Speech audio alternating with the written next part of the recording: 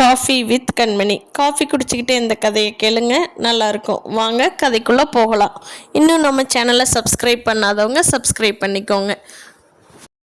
பெற்றோரிடம்தான் குழந்தைக்கு முதல் உறவு அமைகிறது. தம்பதிகள் விரும்பி ஒத்து ஏற்றுக்கொள்ளும் இன்னொரு முதல் உறவும் குழந்தைதான்.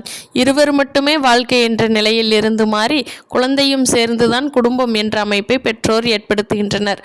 குழந்தை பிறப்பதை பெற்றோர் முடிவெடுப்பது போல பெற்றவர்களை நிர்ணயிக்கவோ தேர்ந்தெடுக்கவோ குழந்தைகளால் முடியாது. மனிஷாவிற்கு எப்போதுமே பெற்றோரிடம் பாசம் அதிகம். அதுவும் அம்மாவை விட அப்பாவிடம் தோழமை, நட்பு அதிகம். சின்ன வயசிலிருந்தே அப்பாவிடம்தான் பென்சில் வேண்டும், பேனா வேண்டும் என்று கேட்டிருக்கிறாள். அம்மாவிடம் கேட்க மாட்டாள். கேட்டாலும் அவள் அப்பா வரட்டும் கேட்டு சொல்கிறேன் என்பாள். கணவனுக்கு தெரியாமல் சின்ன துரும்பை கூட வாங்கியது இல்லை மங்களம். வாங்கினால் அவர் எதுவும் சொல்ல மாட்டார்தான். ஆனால் அப்படி வாங்க அவள் பிரியப்படவில்லை. அப்பாவிடம் நீ கேட்டு வாங்கி தருவதை விட நானே கேட்டு வாங்கிக் கொள்கிறேன் என்பாள் மனிஷா. வாங்கிக்கோ, சந்தோஷம். ஆனால் வீணா எதையும் வாங்கி வேஸ்ட் பண்ணாதே என்பாள். வேதாச்சலம் மனைவி மகள்கள் பயப்படும்படியாய் எப்போதும் நடந்து கொண்டதும் இல்லை, கடிந்து பேசியதும் இல்லை. அந்தளவுக்கு அன்பாய் அனுசரணையாய் இருப்பார். இரண்டாவது மகள் பவித்ரா பிறந்ததும் ஆனா பிறக்கலையே இது என ஒரு சராசரி தாயின் குமுறலோடு மங்களம் வருத்தப்பட்ட போது கூட வேதாச்சலம் தான் அவளுக்கு அறிவுரை சொன்னார். எத்தனையோ பேர் பெண் குழந்தை கூட இல்லாமல் ஏங்கி தவிக்கிறாங்க மங்களம். கோயில் குளம்னு துக்கத்தை நெஞ்சில் வச்சுக்கிட்டு சுத்துறாங்க. அதையெல்லாம் பார்க்கும்போது ஆண்டவன் நமக்கு கன்னிமை மாதிரி 2 செல்வங்களை கொடுத்துருக்கானேன்னு சந்தோஷப்படு. இல்லாததுக்கு ஏங்காத, இருக்கிறதை வச்சு சந்தோஷப்படு. பெண் எதில் குறைச்சல், எதுக்காக வருந்தனும்? அன்பாக பேசுவார், அதே அளவுக்கு அனுசரணையாக நடந்து கொள்வார். எப்படி இருந்தாலும் பொண்ணுங்களை கல்யாணம் பண்ணி கொடுக்க போகிறோம், அங்கே இவளுங்க குடும்பம் நடத்தத்தான் போக போகிறாங்க. எதுக்குங்க அதிகமாக படிக்க வச்சுக்கிட்டு? ஓரளவு படித்தா போதாதா? மனிஷாவை கல்லூரிக்கு அனுப்ப வேதாச்சலம் முடிவு செய்த போது மங்களம் தான் இப்படி பேசினாள். அதற்கு வேதாச்சலம் மனைவியை அதட்டி, வாயை மூடு மங்களம், நீ தான் அந்த காலம். உங்கள் அப்பன் உன்னை படிக்க வைக்கல, ஏதோ உன் நல்ல காலம். நான் உனக்கு புருஷனாய் வந்தேன்.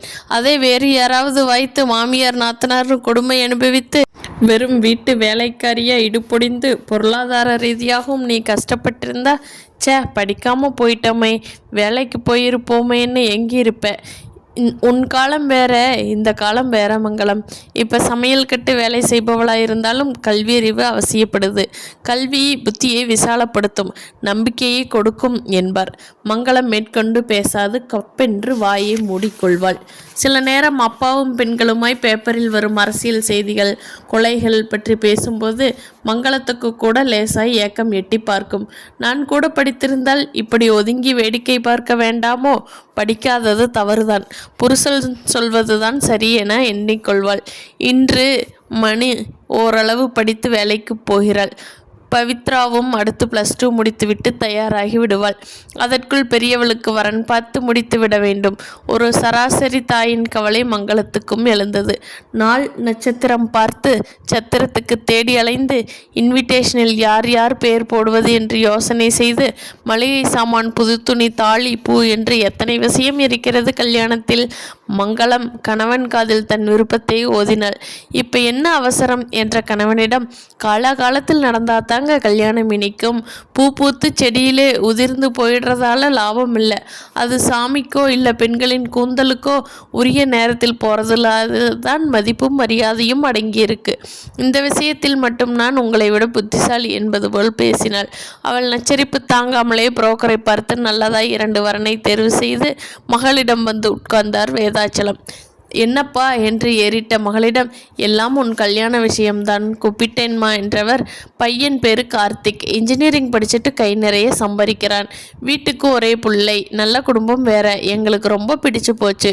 நீ என்னம்மா சொல்ற? உனக்கு பிடிச்சிருக்கா? மேற்கொண்டு பேசலாமா வேண்டாமா என்று மகளின் கண்களை பார்த்தார். அப்பாவுக்கு கார்த்திக்கை மிகவும் பிடித்திருந்தாலும் மகளின் விருப்பமே முக்கியம் என்பது போல் அவளிடம் கேட்டார். மணிக்கு இது அதிர்ச்சியாக இருந்தது. இவ்வளவு சீக்கிரம் அவள் தனது திருமணத்தை பற்றி பேசுவார்கள் என்று நினைக்கவில்லை. அதுவும் திடுதிப்பென்று யாரோ ஒருவனுடைய போட்டோவை கையில் திணித்து, நல்லா இருக்கா, பிடிச்சிருக்கா, கட்டிக்கிறியா என்றால் என்ன அர்த்தம்? கல்யாணம் என்ன கடையில் வாங்கும் சேலையா? துணியை பார்த்ததும் பிடித்திருந்தால் வாங்கி கொள்கிறோம், வீட்டுக்கு கொண்டு போய் ஒரு கிளிசல் வெளுப்பு என்றால் திரும்ப கடைக்காரனிடமே கொண்டு வந்து வேறு துணியை எடுத்துக்கொள்கிறோம். ஒன்றிரண்டு கடைக்காரன் மாற்ற முடியாது என்றால் பொங்கல் தீபாவளி பண்டிகைகளின் போது அக்காவோ அல்லது அத்தையோ வீட்டில் பிறந்த பெண்கள் வந்தால் அவர்கள் தலையில் கட்டிவிடுகிறோம். ஆனால் கல்யாணம் என்ன சேலையா? பிடிக்காவிட்டால் குறை என்றால் மற்றவர்கள் தலையில் கட்டிவிட அது இரு மனங்களின் சேர்க்கை. வெறும் வெளித்தோற்றத்தை மட்டுமே பார்த்து ஒருவனிடம் தன் வாழ்க்கையை ஒப்படைப்பது எவ்வளவு பெரிய முட்டாள்தனம், பைத்தியக்காரத்தனம் என்று சிந்தித்தவள், வேண்டாம்ப்பா, எனக்கு இப்போ கல்யாணம் வேண்டாம் என்று மறுத்தாள். ஏமா வேண்டாங்கிற? அப்பாவின் கனிவு மாறாமல் கேட்டார். எனக்கு சொல்ல தெரியலப்பா என்று மது தரையில் விரலால் கோலம் போட்டாள். நீ யாரையாவது மனசுல நினைச்சுக்கிட்டு இருந்தாலும் தைரியமா சொல்லுமா, இந்த மாப்பிள்ளையை விட்டுட்டு நீ விரும்புகிறவனுக்கே கட்டி வைக்கிறோம், தடையேதும் சொல்ல மாட்டோம் என்ற கணவனை பிழுபிழுவென்று பிடித்து கொண்டாள் மங்களம். என்னங்க நீங்க, அவகிட்ட போய் என்னமோ பேசிக்கிட்டு ஒரு பையனை பார்த்து முடிவு பண்ணி இவனைத்தான் கட்டிக்கணும்னு சொன்னா சரின்னு சொல்லிட்டு போறா. அதை விட்டுட்டு நீங்களே பிள்ளைங்களை கெடுத்துடுவீங்க போல இருக்கே. கோபத்தில் முகம் சுருங்க கணவனை முறைத்தாள். அதை ஒரு புன்னகை மூலம் ஒதுக்கி தள்ளிய வேதாச்சலம், இந்த காலத்து ஜெனரேஷனுக்கு தகுந்தாப்புல நாம தான் நம்மை மாத்திக்கணும் மங்களம். நீயும் கொஞ்சம் இறங்கி வா, ஏறி நின்றுட்டு பழமை கொடி பிடிக்காதே என்றார். ஆமாம், எதுக்கெடுத்தாலும் என்னையே குத்தம் சொல்லுங்க.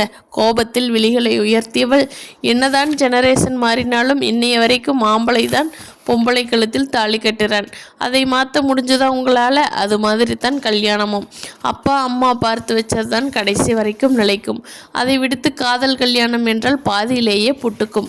ஆம்பளைக்கு தாலி கட்ட பெண்கள் தயாராகத்தான் இருக்காங்க மங்களம். ஆனால் இந்த ஆண்களுக்குத்தான் கழுத்தை குனிஞ்சுக்கிட்டு உட்கார பயம், வெட்கம். அதுக்கு காரணம் ஈகோ தான். எங்கே பொண்டாட்டி தன்னை மிஞ்சிடுவாளோங்கிற பயம். பெரும்பாலான ஆண்களுக்கு வரப்போகிற மனைவி அதிகம் படிக்காதவளாக இருந்தால் தான் பிடிக்குது. தன்னை விட தனக்கு வரப்போகிற மனைவி அறிவாளியாக இருந்தால் பிடிக்கிறதே இல்லை. அதனால தான் அதிகம் படித்தவளை திமிர் பிடிச்சவளாக இருப்பான்னு இவனே ஒரு காரணத்தை சொல்லி ஒதுக்கிடுறான். ஆமாம், நான் பேசினாலும் அதுக்கு ரெடியாக ஒரு பதிலை சொல்லி என் வாயை அடைச்சிடுவீங்களே. இனிமேல் நீங்களாச்சு உங்கள் பொண்ணாச்சு. நான் வரேன். கழுத்தை திருப்பி முகத்தை முறுக்கி கொண்டு போனாள் மங்களம். அம்மா அகன்றதும் மகளிடம் திரும்பினார் வேதாச்சலம். சொல்லுமா, உன் விருப்பம் என்ன? மாப்பிள்ளை வீட்டாரை வர சொல்லட்டா? எனக்கு யோசிக்க டைம் வேணும்பா என்றாள். எத்தனை நாள்? ஒரு வாரம் என்றாள். அதற்குள் சிவாவிடம் பேசி முடிவு தெரிந்து கொள்ள வேண்டும் என்று நினைத்தாள். ஒரு வாரம் என்ன, ஒரு மாதம் கூட எடுத்துக்கமா, ஒன்றும் அவசரம் இல்லை. அப்பா அங்கிருந்து அகன்றார். தாய் சிறந்த கோயிலும் இல்லை, தந்தை சொல்மிக்க மந்திரமில்லை என்றிருந்த காலம் மெல்ல மாறிவிட்டது. காலம் மாறும்போது அத்துடன் கலாச்சாரமும் மாறுபடுகிறது. சில மாற்றங்கள் வளர்ச்சியின் அறிகுறிகள். அந்த மாற்றத்தின் விளைவால் மணி தன் அப்பாவிடம் பேசினாள். தன் மனதுக்கு பிடித்தவன் சிவாதான் என்றாள். கால மாற்றத்தை வேதாச்சலமும் உணர்ந்து இருந்ததால் அவர் சிவாவை வர சொன்னார். ஆனால் முடிவை மட்டும் அவனிடம் பேசி பார்த்த பிறகு தெரிவிப்பதாக கூறினார். மணிக்கு அந்த பதிலே போதுமானதாக இருந்தது. அவள் சந்தோஷமாய் சிவாவிடம் போய் சொல்ல அவன் ஒரு ஞாயிற்றுக்கிழமை வீட்டுக்கு வந்தான். மணியின் பெற்றோரை நமஸ்கரித்தான். அவனை உட்காரச் சொல்லி சோஃபாவை காட்டினார் வேதாச்சலம். மங்களத்தை காப்பி கொண்டு வரச் சொன்னார். மணியை உள்ளே போகச் சொன்னார். உன் அட்காவுக்கு இன்னும் கல்யாணம் ஆகலை. தங்கை வேறு இருக்கா. உனக்கும் சொற்ப சம்பளம். எப்படி என் மகளை கட்டிக்கிட்டு குடித்தனம் பண்ணுவேன்? எப்படி அதுங்களை கட்டி கொடுப்பேன்? கால மாற்றத்தை ஏற்றுக்கொண்டவர் என்றாலும் அவர் மகளின் வாழ்க்கையில் பற்றி கவலைப்படாமல் இல்லை. அவரது கேள்வியில் தெரிந்த கவலை சிவாவுக்கு புரிந்தது. நான் உடனடியாக உங்கள் மகளை கல்யாணம் பண்ணிக்கிறதா இல்லை சார் என்றான். அவன் வார்த்தையில் தெளிவு, உறுதி இருந்தது. பின்னே வேதாச்சலம் புருவம் உயர்த்தினார். ஃப்ரெண்டு ஒருத்தன் விசா எடுத்து அனுப்புகிறேன்னு சொல்லியிருக்கான். எப்படியும் ஒரு மாதத்தில் விசா வந்துடும். அதுக்கப்புறம் 3 வருஷம் விசா முடிந்து வந்து நான் மணியை கல்யாணம் பண்ணிக்கிறேன். அதுக்குள்ளே அக்கா கல்யாணம் முடிஞ்சிடும். தங்கைக்கும் பிரச்சனை இல்லை. ஓரளவு நிமிர்ந்து நிற்பேன். தெம்பா உங்கள் பொண்ணை கல்யாணம் பண்ணிக்கிறேன் என்றான். இதெல்லாம் சினிமாவிலேயும் கதையிலேயும் தான் ஒத்து வரும். ஆனால் வாழ்க்கைக்கு ஒத்து வராதே. வயசுக்கு வந்த பொண்ணை வச்சுக்கிட்டு 3 வருஷம் தள்ளுறது கஷ்டமாச்சே. ஊர் உலகம் 1000 பேசும். அக்கம் பக்கம் வார்த்தை கொத்தும். அவர்களுக்கு நான் என்ன பதில் சொல்றது? வேதாச்சலம் தீர்க்கமாய் அவனை பார்த்தார். அவனது பதில் அவருக்கு திருப்தி தரவில்லை போல் பட்டது. உங்க நிலைமை எனக்கு புரியுது சார். உங்க சூழ்நிலை, தவிப்பு எல்லாம் என்னால் உணர முடியும். ஆனால் நான் இப்போ என்ன முடிவு எடுக்கிறதுன்னு தான் எனக்கு தெரியல. நான் எந்த முடிவு எடுத்தாலும் நிச்சயம் எங்கள் வீடோ அல்லது உங்கள் மகளோ யாருக்காவது ஒருத்தருக்கு பாதிப்பு இருக்கும்னு புரியுது. அக்காவை வீட்டில் வச்சுக்கிட்டு கல்யாணம் பண்ணுறது எனக்கே அசிங்கமாக தோணுது. அதே நேரத்தில் மணியை விட்டு தரவும் முடியவில்லை. எனக்கு சொல்ல தெரியல சார். எங்கள் வீட்டு பக்கம் பெரியவங்க யாரும் இல்லை. நீங்கள் தான் 2 வீட்டுக்கும் பொதுவாக ஒரு பதிலை சொல்லணும். அவன் பாரத்தை அவர் தலையில் சுமத்திவிட்டு பக்குவமாய் ஒதுங்கி கொண்டான். பேசுவதற்கு ஒரு சாமர்த்தியம் வேண்டும். எதிராளி எப்படிப்பட்டவன், அவன் என்ன நினைக்கிறான், எப்படி பேசினால் கவிழுவான் என்று எடை போடுவதற்கு சாமர்த்தியம் வேண்டும். அந்த சாமர்த்தியம் ஒரு சிலருக்கு மட்டுமே சாத்தியம். அதில் ஒருவனாய் கண்ணுக்கு தெரிந்தான் சிவா. இவனுக்கு சாமர்த்தியம் இருக்கிறது, வாழ்க்கையில் உயர வேண்டும் என்ற லட்சியம் இருக்கிறது. யார் எப்படியோ போனால் நமக்கென்ன என்ற உதாசீனம் இல்லாமல் குடும்பத்தை காப்பாற்ற வேண்டும் என்ற பொறுப்புணர்வும் இருக்கிறது. நிச்சயம் மணி இவனுக்கு வாழ்க்கைப்பட்டால் சந்தோஷப்படுவாள். சந்தோஷமான வாழ்க்கைக்கு காத்திருப்பதில் தப்பில்லை. காத்திருத்தல் சந்தோஷத்தை கொடுக்கும். அதுவும் காதலுக்காக காத்திருத்தல். தன் மகளும் காத்திருக்க விரும்பினார் வேதாச்சலம். சிவாவுக்கு விசா கிடைத்தது. ஃப்ளைட் டிக்கெட் எல்லாம் கன்ஃபார்ம் ஆன பிறகு வேதாச்சலத்திடம் வந்து சொன்னான். அதற்கு முன்னதாக மணியை பற்றி தன் அம்மா கற்பகத்திடம் கூறி, தப்பா நினைச்சுக்காதேம்மா, அக்காவுக்கு கல்யாணமான பிறகுதான் எங்களோடது நடக்கும். அதுக்குள்ள நான் துபாய் போய் ஓரளவு முன்னுக்கு வந்துடலாம் என்றான். கற்பகம் எதுவும் பேசவில்லை. அந்த வீட்டை காப்பாற்ற வேண்டியவனை கேரண்டி தரும்போது அவள் மறுக்க என்ன இருக்கிறது? வேதாச்சலமும் சிவாவின் அம்மாவை பார்த்து பேசினார். எப்போதும் மாப்பிள்ளை பையனை விட மாமியாரின் மனதைத்தான் திருப்திப்படுத்த வேண்டியிருக்கிறது. அங்கே அவளுக்கு திருப்தி எல்லாம் சுலபமாய் நடக்கும். அவளுக்கு பிடிக்கவில்லை எனில் பூகம்பமும் புயலும் எந்த ரூபத்தில் வேண்டுமானாலும் எப்போது வேண்டுமானாலும் வெடிக்கலாம். வேதாச்சலம் கற்பகத்திடம் தன் மகளை மருமகளாக ஏற்றுக்கொள்ள விருப்பமா என்றார். அவள் பூரண சம்மதம் என்று சிரித்தாள். அந்த சிரிப்பு நிறைவை கொடுத்தது. நெருங்கிய உறவினர்கள் ஓரிருவரை அழைத்து ஒரு தட்டில் பூ, பழம், இனிப்பு, வெற்றிலை பாக்கு வைத்து என் மகளை உங்கள் மகனுக்கு கொடுக்க சம்மதம் என்றார் வேதாச்சலம். கற்பகமும் சிவா வெளிநாட்டில் இருந்து திரும்பிய மறுவாரமே கல்யாணம் வைத்து கொள்ளலாம் என்றாள். இதில் மனமுடிந்து போனது மங்களம்தான்.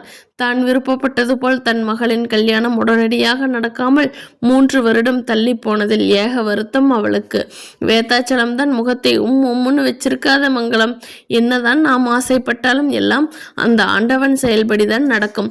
அவளுக்கு இன்னும் 3 வருஷம் கழிச்சுத்தான் முடிச்சு விடணும்னு ஆண்டவன் எழுதி வச்சிருக்கான் போல. மனைவிக்கு சமாதானம் சொன்னாலும் அவன் சம்மதித்து விட்டதாலும் எதுவும் பேச முடியாதவராய் நின்றார்.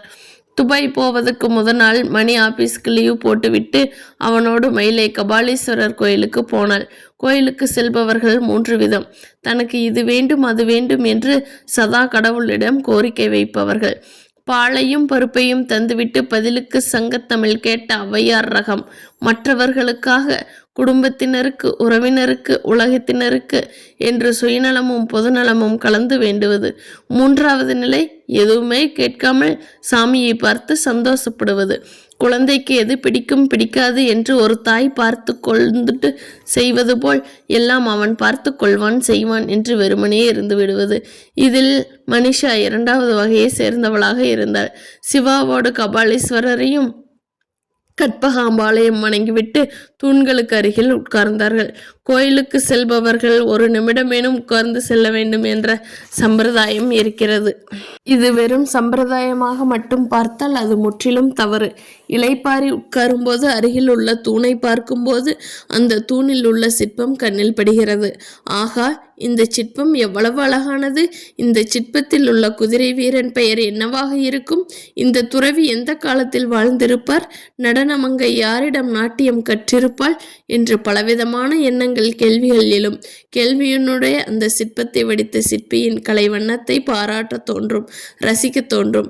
நல்ல கவிதை வாசிக்கும் போது, நல்ல இலக்கியத்தை அசை போடும் போது, நல்ல இசையை கேட்கும் போது, நல்ல நடனத்தை பார்க்கும் போது ஏற்படும் அதே மெல்லிய அதிர்வுகள் இது போன்ற சிற்பத்தை காணும் போதும் ஏற்பட வேண்டும். அதற்காக வேண்டித்தான் நம் முன்னோர் கோயிலில் சிற்பங்களை வைத்து இருக்கிறார்கள். ஆண்டவனை தொழ வருபவன் நிச்சயம் ஆவேசத்தோடு வரமாட்டான், நல்ல குணத்தோடு தான் வருவான். நல்ல குணம் தன் நல்ல கலையையும் ரசிக்கும் என்பதாலேயே சிற்பங்களை கோயிலில் வைத்து இருக்க வேண்டும். மணி சிற்பத்தை பார்க்க அவன் அவளை பார்த்தான். தலை நிறைய மல்லிகைப்பூ, காற்றில் ஒதுங்கிய ஒற்றை கூந்தல், ஜரிகை புடவை மீது ஒய்யாரமாய் உட்கார்ந்து இருக்கும் கழுத்து ஒற்றை செயின், இரத்த சிவப்பில் மின்னும் நெற்றி குங்குமம், அவள் உட்கார்ந்து இருக்கும் பாங்கு, அனைத்தையும் கண்ணுற்றவன் ஆகா, சிற்பம் என்ன அழகு என்றான். அவன் தன்னைத்தான் சொல்கிறான் என்பதை புரிந்து கொண்டு நாணத்தோடு எழுந்தாள். அவனும் எழுந்து கொண்டான். இருவரும் வெளியில் வந்தார்கள். பக்கத்தில் இருந்த சங்கீதா ஹோட்டலுக்கு போய் லைட்டாக சாப்பிட்டார்கள். சந்தோஷம், சோகம் எது ஒன்று மனதை ஆட்கொண்டாலும் சாப்பாடு சரியாக இறங்காது. நாளை இவளை விட்டு பிரிய போகிறோம் என்கின்ற சோகம் சிவாவின் மனதையும், இவர் என்னை விட்டு வெகு தூரம் போகிறார், இனி நினைத்த நேரத்திற்கு பார்க்க முடியாது என்ற வருத்தம் மனிஷாவையும் ஆட்டிக்கொண்டு இருந்ததால் ஆகாரம் அவ்வளவாய் பிடிக்கவில்லை. பெயருக்கு குறித்துவிட்டு வெளியில் வந்தார்கள். அடுத்தது எங்கே என்றான். அவளது விருப்பத்திற்கேற்ப அன்றைய நாளை விட்டிருந்தான். கிண்டி சிறுவர் பூங்கா என்றாள். அங்கே போய் ஊஞ்சல் ஆடப் போறேயா? அவன் கேலியாக சிரித்தான். ஊஞ்சல் இல்லை, உட்கார்ந்து பேச அதுதான் வசதியான இடம். வெயில் கிடையாது, சுண்டல்காரன் தொந்தரவு கிடையாது. மரநிலையில் உட்கார்ந்து மணிக்கணக்கா காதலர்கள் பேச உகந்த இடம் சிறுவர் பூங்காதான். அவள் விளக்கம் உண்மைதான் என்பது அங்கே போன பிறகு புரிந்தது. சிறுவர்களை விட காதலர்களே அதிகம் நிறைந்து இருக்கிறார்கள். உங்களுக்கு பிடித்தமான பொருள் ஏதாவது கேளுங்க, போகும்போது வாங்கிக்கலாம் என்றாள் மனிஷா. அதான் ஏற்கனவே 4-5 சட்டை வாங்கி பார்சல் நீட்டிட்டியே, உன் ஞாபகார்த்தமா எப்பவும் அது என் உடம்போடு ஒட்டு உருவாடும். வேறென்ன வேணும்? சட்டை நீங்க போட்டுக்க வாங்கி தந்தது, எப்பவும் பத்திரமாக வச்சுக்கிற மாதிரி ஏதாவது கேளுங்களேன் அவள் கெஞ்சலாய் கேட்க, இவன் ஒரு நிமிடம் யோசித்துவிட்டு, நான் கேட்கிறதை கண்டிப்பா தருவியா என்றான். கண்டிப்பா, எவ்வளவு விலைனாலும் வாங்கி தர்றேன். விலை கொடுத்து நீ எதுவும் வாங்க வேண்டாம். விலை மதிப்பில்லாத ஒன்று உங்ககிட்ட இருக்கு, அதை கூட போதும். என்னது? முத்தம். அவள் ஆகாவென எழுந்து கொண்டாள். பறவை இனங்களில் மனிஷாவுக்கு புறாவைத்தான் பிடிக்கும். அதன் அழகுக்காக மட்டுமல்ல, அதன் புத்திசாலித்தனம், மென்மையான குணம், யாரையும் பழிவாங்காத செயல் ஆகியவற்றிற்காகவும் புறாவை பிடிக்கும். சிவா கூட ஒரு நாள் பட்டாம்பூச்சி மாதிரி மயில் எவ்வளவு அழகு, அதன் தொகை எத்தனை நேர்த்தி, அப்படி இருக்கும்போது உனக்கு மயிலை பிடிக்காமல் புறாவை பிடிப்பது ஏன் என்றான். அடுத்த முறை நீங்கள் புறாவை பார்க்கும்போது உற்று நோக்குங்கள். அதன் கால்கள் குழந்தையைப் போல் எத்தனை மென்மையானது, சாந்தம் நிறைந்தது. அது இதுவரை யாரையும் கொத்தியதும் இல்லை.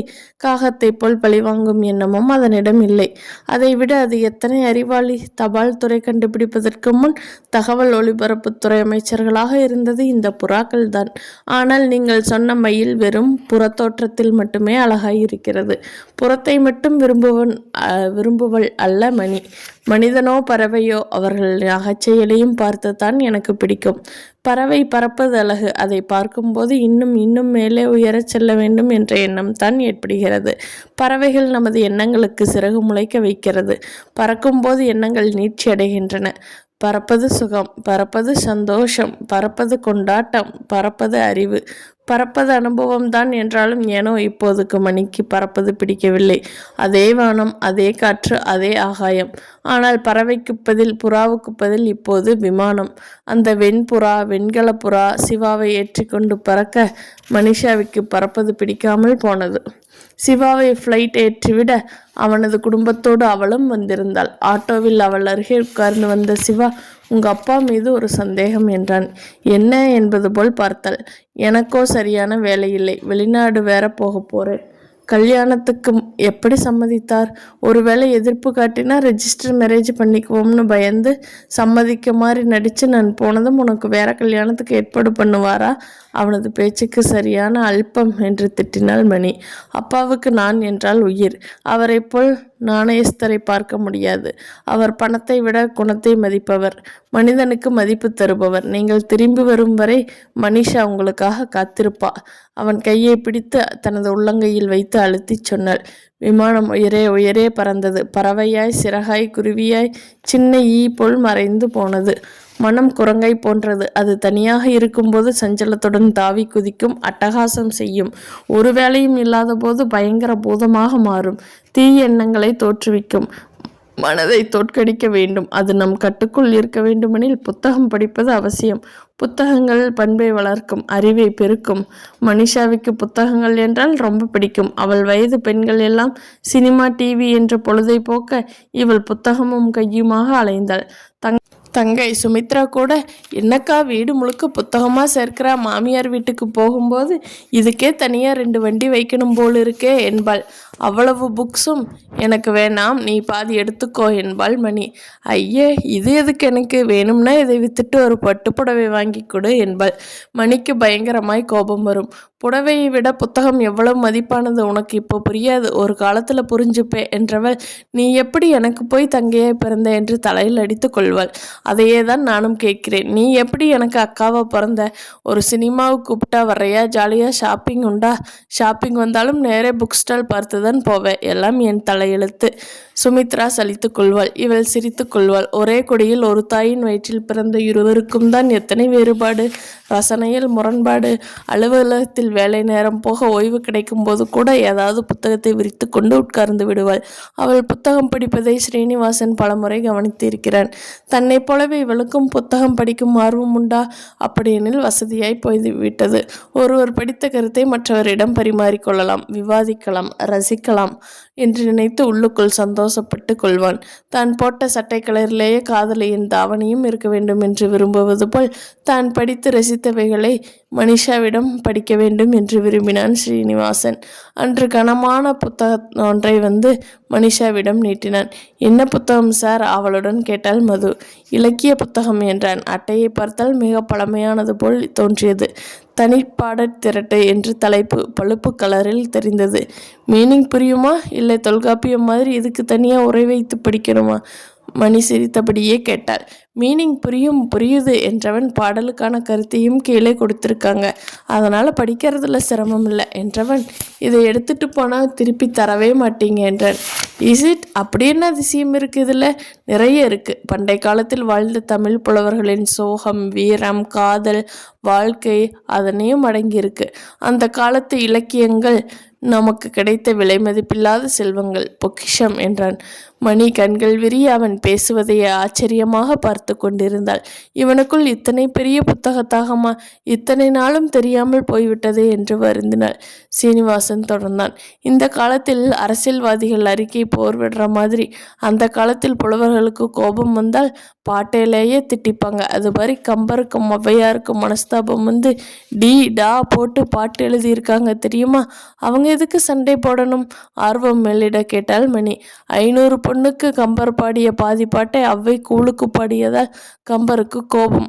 அதனால் இரட்டை அர்த்தம் வர்ற மாதிரி ஒரு காலடி 4 பந்தலடி டி போட்டு பாடி எழுதிட்டார். ஔவையார் சும்மா விட்டாங்களா? எப்படி விடுவாங்க? 8.25 லட்சணமே எமனென்றும் பரியே, பட்டல் பெரியம்மை வாகனமே, முட்டமேற் கூரையில்லா வீடே, குலராமன் தூதுவனே, ஆரையடா சொன்னாயடான்னு பதிலடி கொடுத்தார். முழு பாடலையும் ஒப்புவித்தான் சீனிவாசன். இந்த டா மட்டும்தான் புரியுது, மீதிக்கெல்லாம் என்ன அர்த்தம் தெரியல. வலது கையை மடக்கி கன்னத்தில் ஊன்றி டேபிள் முன் சாய்ந்தபடியே தமிழ் புலவர்களின் கதையை ஆர்வமாய் கேட்டாள் மணி. அவள் அப்படி சாய்ந்து கொண்டு கேட்பது புறா ஒன்று தன் மணிக்கலத்தை சாய்த்து பார்ப்பது போல் தோன்றியது. அவளது பார்வை இவன் இதயத்தை துளைத்து மனதை குறுகுறுக்கச் செய்தது. இப்படி இதுபோல் தினம் தினம் கதை சொல்லி உன்னை தூங்க வைக்கிறேன். என் மணி மீது மனைவியாய் வருவாயா பெண்ணே? மனக்கட்டுப்பாட்டையும் மீறி எண்ணம் தறிகட்டு ஓடினாலும் கடிவாளம் போட்டு பாடலின் கருத்தை சொன்னான். அவலட்சணமானவனே, யமன் ஏறி வரும் எருமை மாடே, கழுதையே, குட்டிச் சிறங்கே, அடே யாரை சொன்னாய்? அவனது அரைக்கிறையை குறிக்குமாடா பதில் தந்திருக்காங்க மனு என்றவள். அவ்வை மாதிரி தனியாக காடு மேடெல்லாம் திரிந்து கவி பாடிய தைரியம், புலமை, அறிவு, இளமையை வெறுத்து முதுமை வர வேண்டியது, இதெல்லாம் பார்க்கும்போது ஔவையார்தான் புதுமை பெண், புரட்சி பெண்ணுன்னு தோணுது. அவன் பேச பேச மணிக்கு மகிடியில் மயங்கிய பாம்பை அவன் சொல்லும் இலக்கிய கதையை கேட்டுக்கொண்டிருந்தாள். உங்களிடம் நிறைய பேசணும், நிறைய விஷயம் தெரிஞ்சுக்கணும் போல இருக்குது. நீங்கள் ஆஃபீஸ் டைமில் அதிக நேரம் கிடையாது. உங்களுக்கு ஆட்சேபனை இல்லைன்னா நேரம் கிடைக்கும்போது எங்கள் வீட்டுக்கு வர்றீங்களா?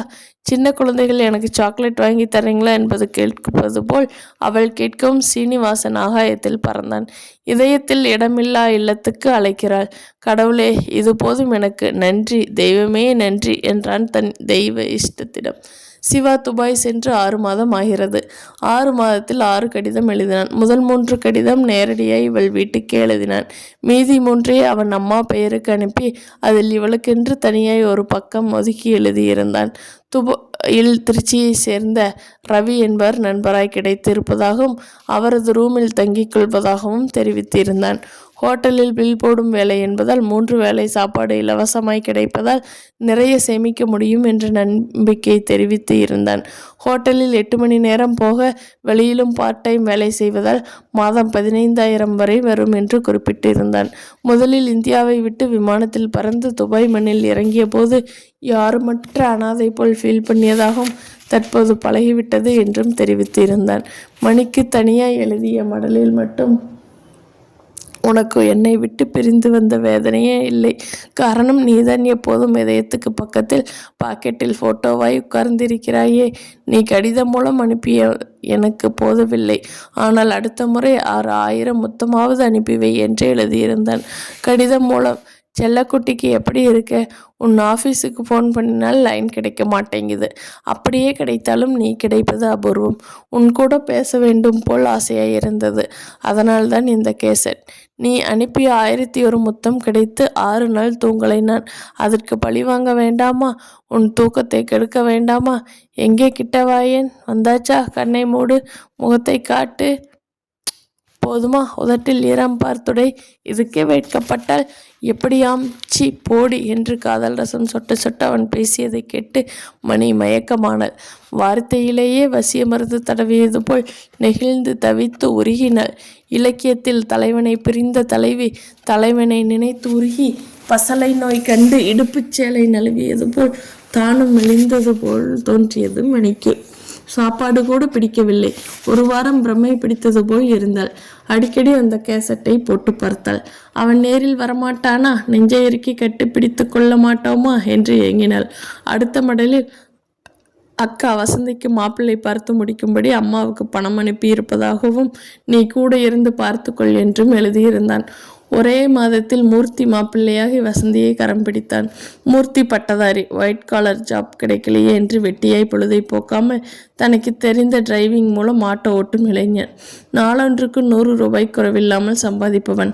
ஆனால் வசந்தியை விட 2 வயது இளையவன். என் பொண்ணை விட இளையவனா இருக்கியே, ஒத்து வருமா? ஊர் உலகம் என்ன சொல்லும்? கற்பகம் ஆரம்பத்திலேயே தயக்கம் காட்ட எல்லாத்துக்கும் மனசுதாமா காரணம்.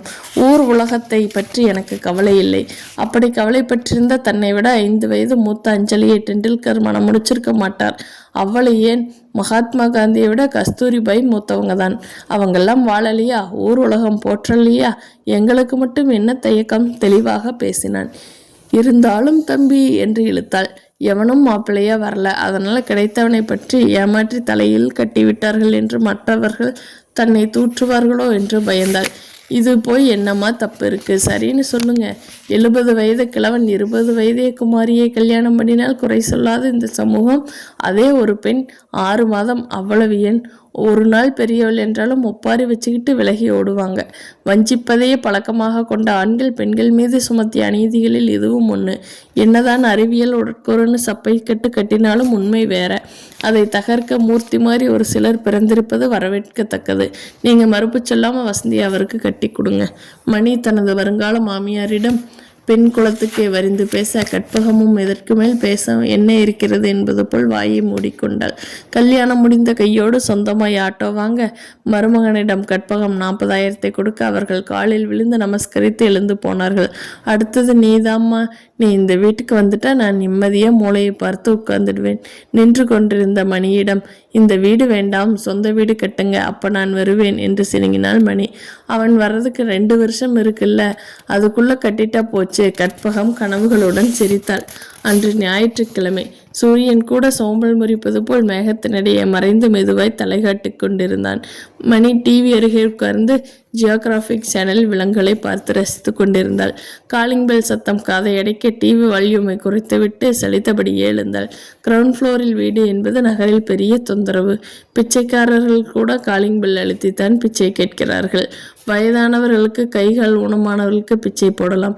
ஆனால் வாட்ட சாட்டமான உடம்பு வைத்திருக்கும் இளைஞர்கள் கூட தனக்கு காது கேட்காது, வாய் பேச முடியாது என்று பொய்யாக ஒரு பேப்பரில் யாரோ போட்ட கையெழுத்தை வைத்துக்கொண்டு பிச்சை கேட்பது நாகரிகமாக போய்விட்டது. அதுவும் பஸ் நிறுத்தங்களில் சிறுவர்களை கத்தவிட்டு பிச்சை எடுக்கும் பெண்களை பார்த்தால் மணிக்கு கோபமாய் வரும்.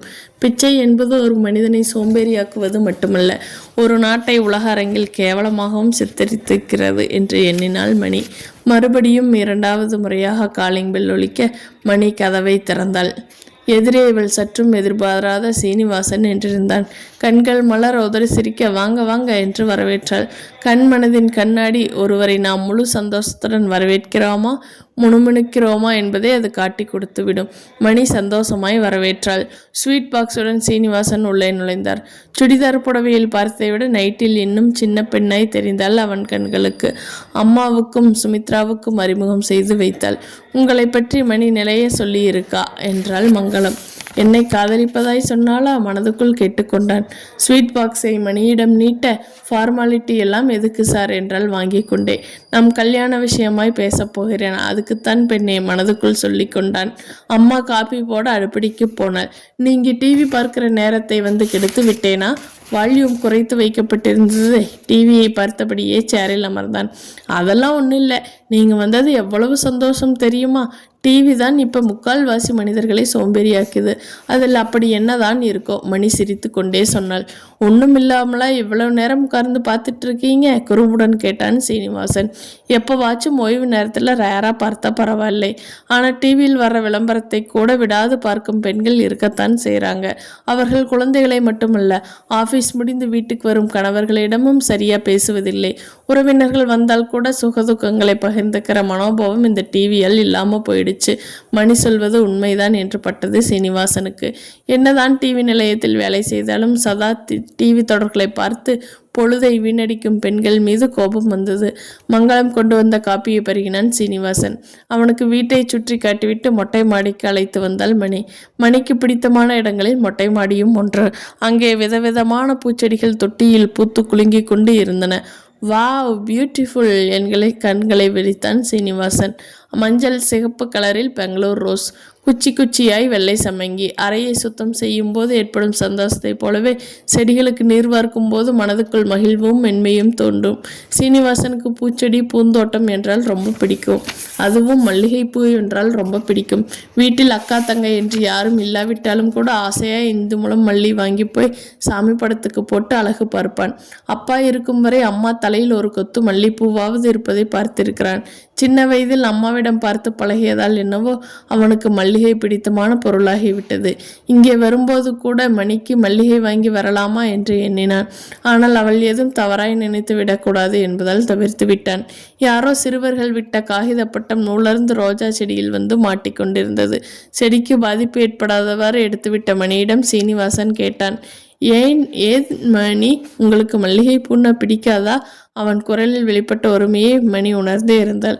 நண்பர்களாக இருப்பவர்கள் ஒரு மொழியில் அழைத்து கொண்டால் நட்பு பலப்பட்டிருக்கிறது, வலிமை அடைந்திருக்கிறது என்பது பொருள். தங்கள் நட்பு பலப்பட்டிருப்பதாக எண்ணியவள், ஏன் அப்படி கேட்குறீங்க என்றாள். இல்லை, விதவிதமாக எல்லா செடியும் இருக்குது, ஆனால் வெள்ளை கலரு பளிரென சிரிக்கும் மல்லிகை செடியை மட்டும் காணாமே, அதனால் கேட்டேன். மல்லிகைன்னா எனக்கு கொள்ளை பிரியம் சார், 4-5 முறை வச்சும் ஏனப்பட்டு போயிடுச்சு. அவள் வருத்தம் தோய்ந்த குரலில் சொன்னாள். எங்கள் வீட்டில் நிறைய இருக்குது, வேணும்னா எடுத்து வரட்டுமா? நிஜமாவா சொல்கிறீங்க? மணியின் குரலில் மகிழ்ச்சி தெரிந்தது. ஆமாம் மணி, எங்கள் வீட்டில் நிறைய செடி இருக்குது, ஆனால் பராமரிக்கத்தான் ஆள் இல்லை. அம்மா இருந்தவரை பரவாயில்லை, ஆனால் அவங்களும் போன பிறகு ஏதோ செடி பட்டு போகாமல் இருக்க நான் டெய்லி தண்ணி ஊற்றிட்டு வர்றேன். பேச்சினோட அவன் தாய் தந்தையற்ற தனிமரம் என்பதை உணர்ந்து கலங்கி போனாள். ஏன் இத்தனை நாள் இந்த உண்மையை சொல்லவில்லை என்று கொபித்து கொண்டாள். தினமும் சாப்பாட்டுக்கு என்ன செய்கிறீர்கள் என்று அக்கறையாய் விசாரித்தாள். அவள் முக்கால் நேரம் மெஸ், மீதி நேரம் போரடிச்ச செல்ஃப் குக்கிங் என்றான். அவளது விசாரிப்பு இவனுக்காக கவலைப்படும் மனோபாவம் எல்லாம் அவளுக்கு தன் மீதுள்ள காதலை காட்டுவதாக நினைத்து கொண்டான். இதுவரை நான் அனாதையாக இருந்திருக்கலாம், ஆனால் இனிமேல் அனாதை இல்லை. அதான் என் வீட்டுக்கு நீ வரப்போறிய மனசுக்குள் சொல்லி சந்தோஷப்பட்டு கொண்டான். அவன் அன்பு கட்டளையை மீற முடியாமல் அன்றைய மதிய சாப்பாடு அங்கேயே சாப்பிட்டான். அடுத்த ஞாயிறு அவளை தனது வீட்டுக்கு அழைத்தான். அவளது அம்மா தங்கை மூவரிடமும் சொல்லி விடை பெற்றான். தொடரும். அடுத்த தொடரில் சந்திப்போமா?